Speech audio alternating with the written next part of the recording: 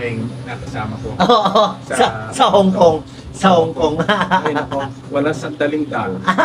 Nasa ano naman, masayang Dahil sa kasama. kwento. At kaming dalawa pa magkasama sa sa kwarto. Tapos, nagkakento pa yun, biglang babagsa.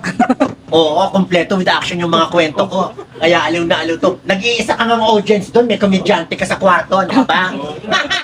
Talaga, hindi na medyo na kasi. Hindi niya kailangan magbayad ng ano, Oo, TF. nag-iisang audience special, no? Ano siya, in action na ganyan. Oo. Bumabagsak pa sa kama, ganyan. Yes, yes. I know. Di ba yung mga kinuwento ko sa iyong mga trahedya, di ba?